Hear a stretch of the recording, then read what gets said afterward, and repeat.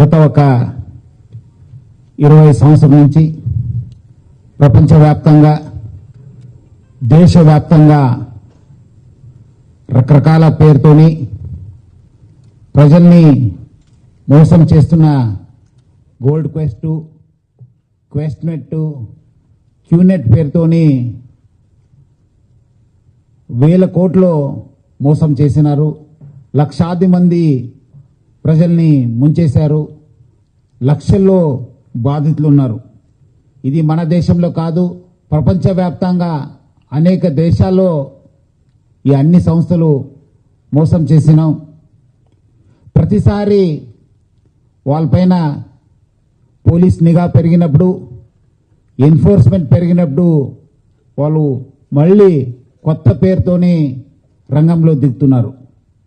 అట్లానే వాళ్ళు రకరకాల పేరుతోనే మొదటిగా గోల్డ్ క్వెస్ట్, తర్వాత క్వెస్ట్నెట్, తర్వాత క్యూనెట్, ఇట్లా పేరు మార్చుకుంటూ సేమ్ బిజినెస్, సేమ్ మోడల్తోనే ప్రపంచవ్యాప్తంగా దేశవ్యాప్తంగా బిజినెస్ చేస్తూ రావడం జరిగింది. ఈ మధ్యలో Hyderabad city police QNet Wiaan direct selling private limited కంపెనీకి చెందిన 35 మందిని అరెస్ట్ చేయడం జరిగింది. దాదాపు 9 కేసెస్ని వాళ్ళపైన కట్టడం జరిగింది. దీనిపైన చాలా బాధితులు బయటకు రావడం జరిగింది. చాలా మంది ఈ కంపెనీస్ పైన ఒత్తిడి పెరగడం జరిగింది. వాళ్ళు చాలా రిఫండ్స్ అడగడం జరిగింది. ఈ కంపెనీ చాలా తీవ్రమైన స్క్రూటినీకి రావడం జరిగింది. చాలా చోట్ల కూడా పోలీస్ కేసు కావడం జరిగింది. సో చాలా చోట్ల కూడా కొంత ఎన్ఫోర్స్మెంట్ ఏజెన్సీస్ కూడా వాళ్ళపైన జీరో చేయడం జరిగింది. సో ఇట్లా వాళ్ళు మళ్ళీ నిఘా పెరగడంతో ఈ యొక్క ఎవరెవరు గోల్డ్ క్వెస్ట్, క్వెస్ట్నెట్, క్యూనెట్ ప్రమోటర్స్ ఎవరున్నారు, వాళ్ళు చీఫ్స్ ఎవరున్నారు, ఇంకా మళ్ళీ మన టైం వచ్చింది, మనము మళ్ళీ ఒక కొత్త అవతారం మనము ఎత్తాలి, మనము రంగంలో దిగాలి, కొత్త అవతారంతో మనము బిజినెస్ చేయాలని చెప్పి వాళ్ళు మళ్ళీ ఒక ఇగ్నైట్ పేరుతోనే మళ్ళీ ఒక బిజినెస్ స్టార్ట్ చేయడం జరిగింది. ఇగ్నైట్ ఒక బ్రాండ్ పేరు అయితే వాళ్ళు ఇండి కనెక్ట్ వెంచర్స్ ప్రైవేట్ లిమిటెడ్ అని చెప్పి ROC చండీగఢ్లో వాళ్ళు ఒక కంపెనీని 18th May 2026లో రిజిస్టర్ చేసి వాళ్ళ బిజినెస్ని మెల్లగా కొన్ని చోట్ల మీటింగు, కొన్ని చోట్ల జూమ్, కొన్ని చోట్ల వాళ్ళ క్యాండిడేట్స్ని ఆ ఒక్క విక్టిమ్స్ ఎవరెవరు ఉన్నారు వాళ్ళ దగ్గర పంపించి బిజినెస్ చేయడానికి ప్రయత్నం చేయడం జరిగింది. ఇది కూడా సిమిలర్ లైన్స్లో అంతకుముందు క్యూనెట్ వాళ్ళ ఒక బ్రాండ్ అయితే వాళ్ళ ఒక కంపెనీ, బ్యాక్గ్రౌండ్ కంపెనీ వియాన్స్ డైరెక్ట్ సెల్లింగ్ ప్రైవేట్ లిమిటెడ్ అని చెప్పి బెంగళూరులో స్థాపించి బిజినెస్ చేయడం జరిగింది. ఈ ఒక Indi connect ventures private limited కూడా ఈ ఒక ఇగ్నైట్ పేరుతోనే బిజినెస్ స్టార్ట్ చేయడం జరిగింది. ఇక్కడ మనకు హైదరాబాద్ సిటీలో ఫస్ట్ FIR కావడం జరిగింది, SR నగర్లో 5th జూన్లో.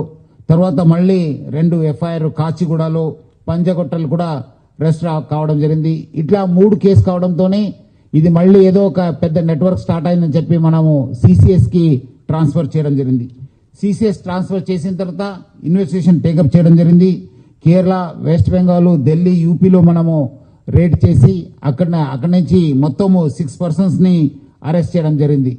సో ఇట్లా ఈ ఒక ఇగ్నైట్ కథనము ఇంకా మనము వాళ్ళు స్టార్ట్ చేసే ముందే అంతే ఆల్మోస్ట్ 18 డేస్లోనే మనము ఖతం చేయడం జరిగింది. సో ఇట్లా దీనిపైన మన DCPDD చైతన్య ఒక క్లియర్ కట్ ఒక ప్రజెంటేషన్ ఎట్లా స్టార్ట్ అయింది, వాళ్ళ మోడస్ ఆపరెండి పైన చేయడం జరుగుతుంది. అక్కడ ఉన్న ఆఫీసర్స్ చాలా అంటే చాలా ఒక పెద్ద ఆర్థిక నేరాన్ని ఆపగలిగారు. దాదాపు 5,000 కోట్ల పైన వాళ్ళు మోసం చేసే ఒక ప్లాన్ ఉండింది. అంతకుముందు కూడా చరిత్రలో చూస్తే కూడా వాళ్ళు దాదాపు 7,500 కోట్ల రూపాయలు మోసం చేయడం జరిగింది. లక్షల్లో బాధితులు ఉన్నారు మన దేశంలో. సో ముఖ్యంగా మనము వాళ్ళు ఫస్ట్ అవతారం ఎత్తింది gold quest international private limited అని చెప్పి ROC చెన్నైలో 21 డిసెంబర్ 2001లో రెస్ట్ కావడం జరిగింది.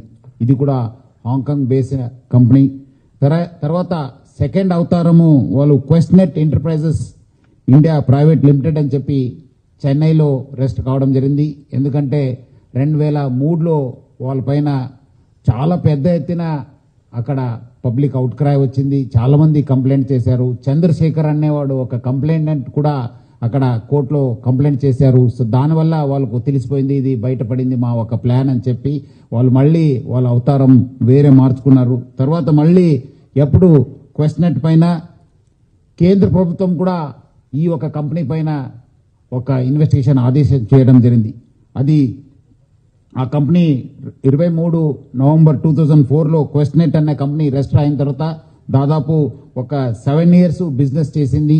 2010లో 2010లో ఈ ఒక కంపెనీ పైన వాళ్ళు ఒక ఇన్వెస్టిగేషన్ SFIO ద్వారా జూలైలో కేంద్ర ప్రభుత్వము వాళ్ళకు ఒక ఇన్వెస్టిగేషన్కి ఇచ్చింది. 2012 మార్చిలో ఒక పెద్ద ఎత్తున రిపోర్ట్ ఇవ్వడం జరిగింది. సో చాలా అంటే చాలా క్లియర్ కట్ వాళ్ళు SFI రిపోర్ట్ ఇవ్వడం జరిగింది. తర్వాత మూడో అవతారము ఇది ఎప్పుడు SFIO ఒక ఇన్వెస్టిగేషన్ స్టార్ట్ అయింది. తమిళనాడు, ఆంధ్రప్రదేశ్ అన్ని చోట్ల కూడా ఎక్కడ ఇన్వెస్టిగేషన్ స్టార్ట్ అయింది. తర్వాత వాళ్ళు ఈ యొక్క Wiaan direct selling India private limited అని చెప్పి ROC బెంగళూరులో 2011లో కొత్త కంపెనీని రిజిస్టర్ చేసుకోవడం జరిగింది. సో తర్వాత మళ్ళీ వాళ్ళు అప్పటి నుంచి బిజినెస్ చేస్తూ వచ్చారు. చాలా చోట్ల కూడా మన చైతన్య చెప్పినట్లు చాలా చోట్ల సూసైడ్స్ జరిగినావు, చాలా చోట్ల కుటుంబాల్లో విభేదాలు వచ్చినారు, చాలా మంది నష్టపోయినారు. తర్వాత మళ్ళీ ఎప్పుడు మనము ఇక్కడ హీట్ కావడం జరిగింది, కేసెస్ కావడం జరిగింది, చాలా పబ్లిక్ వాళ్ళు అడగడం స్టార్ట్ చేశారు. మళ్ళీ ఒక ఇగ్నైట్ పేరుతోనే వాళ్ళు కొత్త కంపెనీని తీసుకురావడం జరిగింది. సో దీంట్లో కూడా SFI రిపోర్ట్లో చాలా క్లియర్ కట్ చెప్పడం జరిగింది. ఏమంటే వాళ్ళు their business operations and conduct are thus totally unfair and prejudicial to the public interest. They are also a potential threat to the national security as this scheme as well as all such type of illegal schemes are, especially example Speak Asia, are being run by overseas operators and state as well as central government employees either directly or through their family member wives are also members of these schemes in large numbers, and these includes the persons from defence services and ministries especially అని చెప్పి చాలా clear cut చెప్పడం జరిగింది. చాలా మంది దీంట్లో మోసపోయినారు. గతంలో కూడా మనం కట్టిన 9 కేసులు కూడా ఒక ఆర్మీ ఆఫీసర్ కూడా ఉండడం జరిగింది. సో ఇట్లా వీళ్ళు చాలా అంటే చాలా ఒక దేశ భద్రత కూడా ఒక చాలా పెద్ద ముప్పు అని చెప్పి కూడా SFI రిపోర్ట్లో వాళ్ళు తెలియపరిచారు. సో ప్రజలందరూ కూడా కోరుతున్నాను, ఏ పేరు చెప్పినా మీరు ఈరోజు వాళ్ళు గోల్డ్ క్వెస్ట్ చెప్పొచ్చు, క్వెస్ట్నెట్ చెప్పొచ్చు, వేరే క్యూనెట్ చెప్పొచ్చు, ఎక్కడ ఎన్రోల్మెంట్ ఉంది, ఎక్కడ ఒకరి నుంచి ఒకరు చేర్చుకోవాలి, బైనరీ 2 3 చేరించాలి, మీకు అప్పుడు వస్తుంది. ఎన్రోల్మెంట్ ద్వారా మీకు డబ్బులు వస్తే అది ఇల్లీగల్ మనీ సర్క్యులేషన్ స్కీము, అది మోసపూరిత స్కీము. అది మీకు డైరెక్ట్ సెల్లింగ్ అనొచ్చు, మల్టీలెవెల్ మార్కెటింగ్ అనొచ్చు, చైన్ మార్కెటింగ్ అనొచ్చు, రెఫరల్ మార్కెటింగ్ అనొచ్చు, అన్ని స్కీమ్స్ కూడా మోసపూరిత స్కీము. వాళ్ళు రకరకాల పేరుతో వస్తారు కానీ బ్యాక్ సైడ్ ఎక్కడ వాళ్ళకు ఏదో ఒక ప్రోడక్ట్ మీకు ముందు పెడతారు కానీ బ్యాక్ సైడ్ వాళ్ళకు మొత్తం ఎన్రోల్మెంట్ స్కీమ్ ఉంటుంది. అందుకు ఇప్పుడు ఈ రిపోర్ట్లు కూడా చెప్పడం జరిగింది. 93 to 94% public will lose money. Pyramid పైన ఎవరు ఉంటారో వాళ్ళు మాత్రమే సంపాదిస్తారు, అది కూడా బయట ఉంటారు. ఇక్కడ ఈ కంపెనీలో సంపాదించిన వాళ్ళందరూ కూడా బయట హాంకాంగ్ దేశంలో ఉంటున్నారు, దుబాయ్లో ఉంటున్నారు, మలేషియాలో ఉంటున్నారు. చైతన్య చెప్పిన వాళ్ళ పేరంతా సగం మంది హాంకాంగ్లో ఉంటున్నారు, సగం మంది దుబాయ్లో ఉంటున్నారు.